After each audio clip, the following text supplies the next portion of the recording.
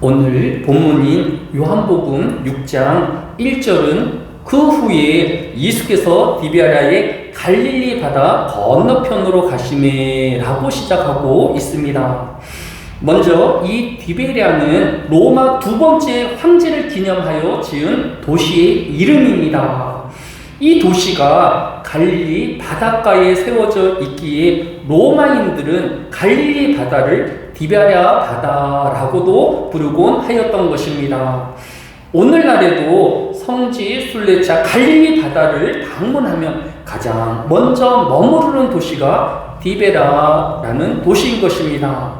사람들은 디베라의 호텔이나 숙소에 머물면서 이 도시의 북쪽으로 있는 오병이어의 교회, 베드로 수익권 교회, 또 팔복 교회 등을 돌아보고 또 남쪽으로 있는 세례 요한의 세례터를 돌아보는 것으로 성지 순례를 하고 있는 것입니다. 그런데 예수님께서 이 도시를 떠나 한적한 갈릴리 바다의 건너편으로 건너가신 것입니다. 따라서 갈릴리 바다의 건너편은 도시의 반대편이기에 먹을 것을 구하는 것이 쉽지 않았을 것입니다. 그래서 오늘 요한복음 6장 5절에 보면 예수께서 눈을 들어 큰 무리가 자기에게로 오는 것을 보시고 빌립에게 이르시되 우리가 어디서 떡을 사서 이 사람들을 먹이겠느냐 하시니 라고 물으셨던 것입니다. 예수님의 제자들과 또 이 5,000여 명의 모인 사람들조차도 그 근처에서는 먹을 것을 구할 수 없다라는 것을 모두 알았던 것입니다. 이런 불가능한 장소에서 예수님은 한 아이가 가진 보리떡 5개와 물고기 2마리로 이 모든 사람을 먹이시고도 12바구니에 가득하게 남은 조각을 모았던 것입니다. 그렇기에 요한복음 6장 14절에서 그 사람들이 예수께서 행하신 이 표적을 보고 말하되 이는 참으로 세상에 오실 그 선지자라 하더라 라고 하였습니다. 아무것도 없는 도심으로부터 바다 건너편에 있는 그곳에서 그 모인 사람들이 먹고도 남을 이적을 베푸신 것은 하나님의 기적이 아니면 있을 수 없는 것이기에 그 모인 모든 사람들이 예수님을 장차 오실 메시아로 고백하였던 것입니다. 예수님은 모든 것이 풍족한 디베라 도시에서 이 오병이어의 기적을 베풀지 아니하시고 배를 타고 바다를 건너셔서 아무것도 없는 곳에서 오병이어의 기적을 일으키심으로 자신이 메시아이심을 모든 이스라엘 백성들에게 드러내신 것입니다. 이처럼 때로는 하나님의 기적과 은혜는 사람의 손길이 닿지 않는 외진 곳에서 또 사람의 궁핍함에서 드러나기 마련인 것입니다. 따라서 성도는 모든 것을 갖추고 있는 현대의 삶에 도취되지 않도록 해야 합니다. 또 음식의 풍요로움으로 자신을 만족하고 더 이상 아무것도 필요 없다라는 교만함에 들지 않도록 조심해야 하는 것입니다. 그래서 잠언 30장 7절로 8절은 곧 헛된 것과 거짓말을 내게서 멀리 하옵시며 나를 가난하게도 마옵시고 부하게도 마옵시고 오직 필요한 양식으로 나를 먹이시옵소서. 내가 배불러서 하나님을 모른다. 여호와가 누구냐 할까 하오며 혹 내가 가난하여 도둑질하여 내 하나님의 이름을 욕되게 할까 두려워함이니이다 라고 하였습니다. 이 시간 우리가 모여서 기도해야 할 것은 잠언의 교훈을 따라서 우리의 형편이 너무 가난하여 도둑질하고 남을 속임으로 하나님의 이름을 욕되게 하지 아니할 수 있도록 하나님의 품이 있는 신앙생활을 할 수 있기를 위하여 기도해야 할 것입니다. 또 우리가 너무 많은 것을 가짐으로 이제 하나님도 필요치 않는 교만함에 이르지 않을 수 있도록 더욱 겸손한 하나님 앞에서의 삶이 되어지도록 기도해야 할 것입니다. 이 시간 우리는 경제의 어려움을 당한 모든 성도의 가정에 하나님의 은혜가 임하기를 또 그 하나님의 축복을 인하여서 우리가 하나님을 모른다고, 하나님을 더 이상 필요하지 않다라는 교만만 하지 않기 위하여 기도해야 할 것입니다. 오늘 우리가 성경을 통하여 교훈받는 것처럼 요한복음 6장 14절의 교훈처럼 예수님은 이 땅에 오신 하나님이시며 우리를 풍요롭게 하시고 우리를 겸손하게 하시는 메시아이심을 고백하는 저와 여러분이 되어야 할 것입니다. 두 번째로 우리가 기도해야 할 제목은 예수님은 디베라 건너편에서 다시 가버나움으로 되돌아오시었습니다. 오늘 본문인 요한복음 6장 24절에 무리가 거기에 예수도 안 계시고 제자들도 없음을 보고 곧 배들을 타고 예수를 찾으러 가버나움으로 가서라고 하였습니다. 이때 가버나움에서 이 무리를 만난 예수님은 이들에게 이렇게 물으셨습니다. 오늘 본문인 요한복음 6장 26절에 예수께서 대답하여 이르시되 내가 진실로 진실로 너희에게 이르노니 너희가 나를 찾는 것은 표적을 본 까닭이 아니요 떡을 먹고 배부른 까닭이로다 라고 하였습니다.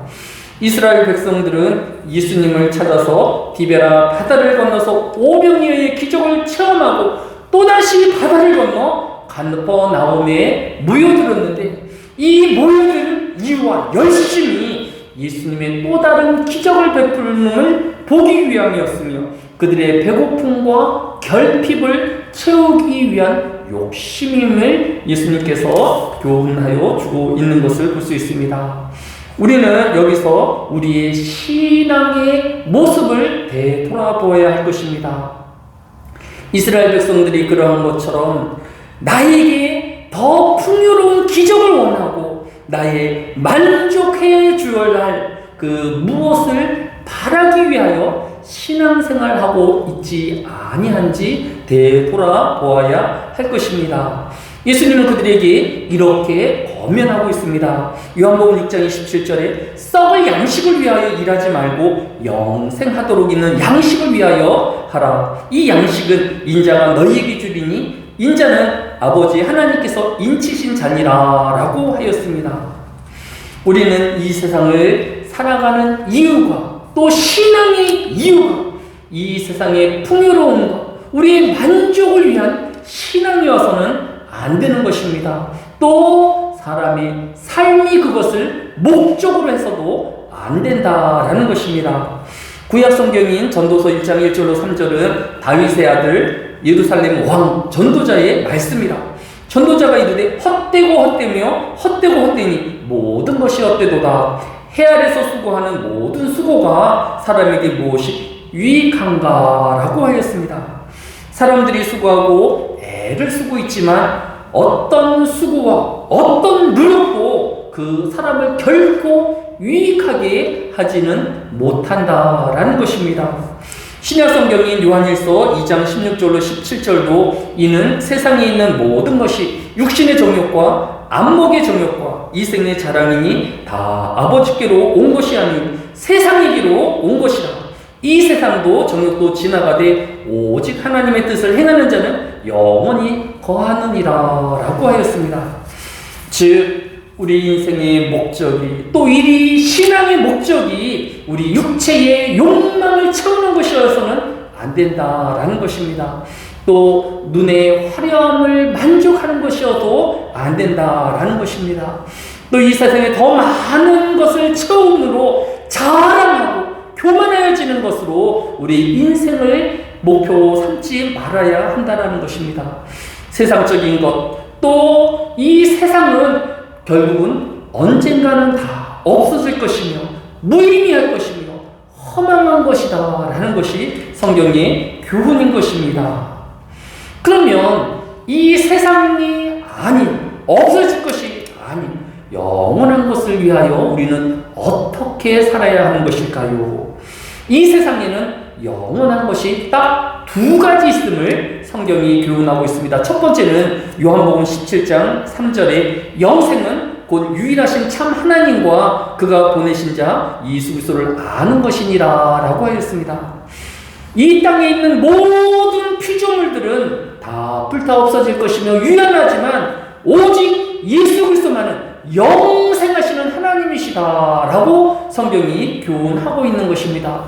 또 이 세상의 영원한 나머지 하나는 베드로전서 1장 23절로 25절에 너희가 거듭난 것은 썩어질 씨로 된 것이 아니요 썩지 아니할 씨로 된 것이니 살아있고 항상 있는 하나님의 말씀으로 되었느니라. 그러므로 모든 육체는 풀과 같이 그 모든 영광은 불의 꽃과 같이 마르고 떨어지되 오직 주의 말씀은 세세토록 있도다 하였으니 너희에게 전한 복음이 곧 이 말씀이니라 라고 하였습니다. 즉 하나님의 말씀만 이 세상에 영원한 가치롭고 또 용기한 것임을 우리에게 교훈하여 주고 있는 것입니다. 우리가 이 세상에 영원한 것을 사모하며 또 지켜야 할 것인데 그것은 바로 예수 그리스도의 구원이며 하나님의 말씀이 성경인 것을 우리에게 교훈하여 주고 있는 것을 볼 수 있습니다.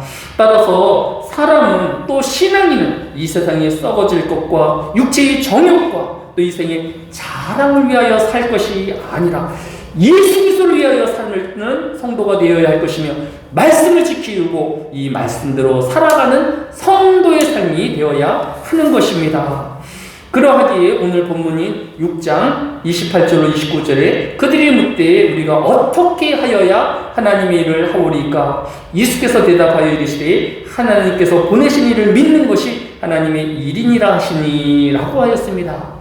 성도는 메시아이신 예수 그리스도를 믿는 자가 되어지며 오직 성경만이 하나님의 말씀인 것을 믿는 자가 되어야 할 것을 우리에게 교훈하여 주고 있는 것을 볼 수 있습니다.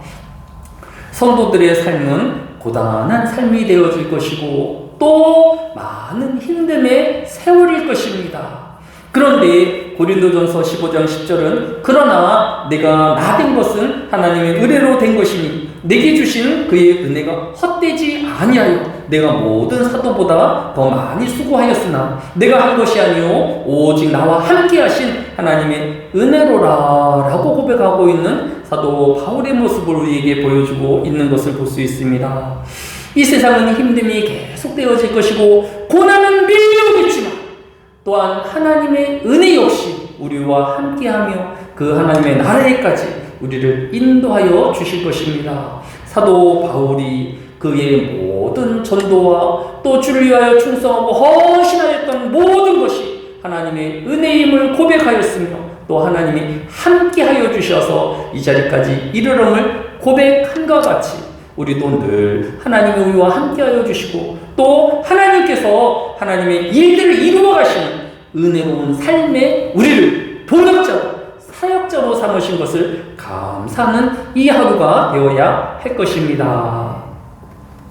사랑이 많으신 아버지 하나님, 하나님께서 무익한 우리를 하나님의 동역자로 부르주시고 하나님의 청지기를 삼아 주셨습니다. 이것이 하나님의 은혜이며 또 우리가 하나님의 동행함을 입었사옵나이다. 하나님, 우리로 낙심하지 아니하게 해주시고 인내하게 하여 주셔서 주님이 오실 그날까지 믿음을 지키는 자가 되어지게 하여 주시려 합니다. 세상에 허망한 것들에 마음을 두지 아니하게 해주시고 오직 메시아이신 예수 그리스도를 위하여 사는 삶이 되어지게 하여 주시고 하나님의 존귀한 말씀을 위하여 사는 인생이 되어지게 하여 주옵소서. 소중한 것을 지키우며 하나님과 함께 동행한 우리의 삶이 되어지게 하여 주옵소서. 감사를 드리오며 예수님의 이름으로 기도드렸사옵나이다. 아멘.